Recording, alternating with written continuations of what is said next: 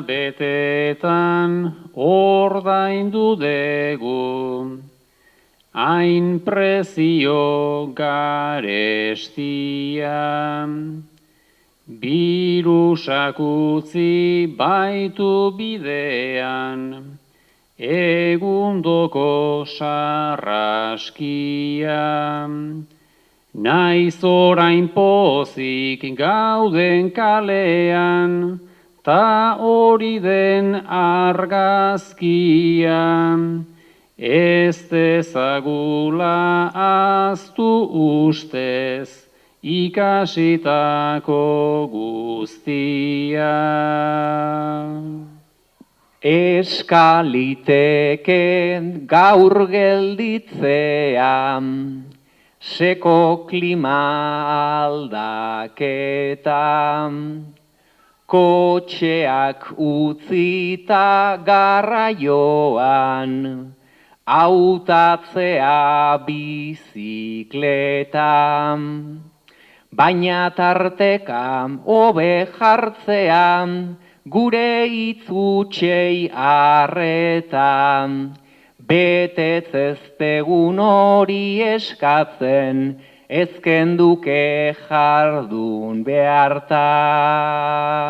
Jainko aita on, guztion egile eta maitale, hasierarik eta azkenik ez duzuna, diran guztien iturburu zarena, lore hauek eskaintzera gatozkizu pandemia garai honetan, San Juan egun honetan, guk ere ingurukoentzat pozbide, alaitasun iturri eta itxaropen sortzaile izan nahi dugu.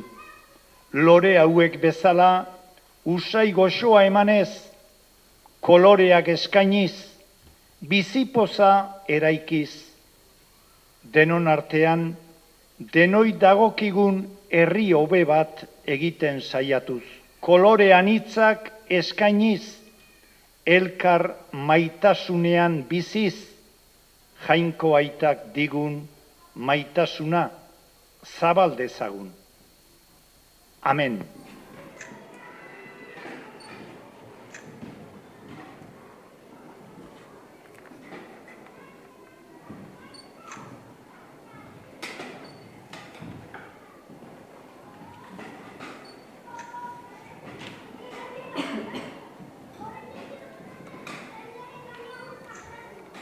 Wow.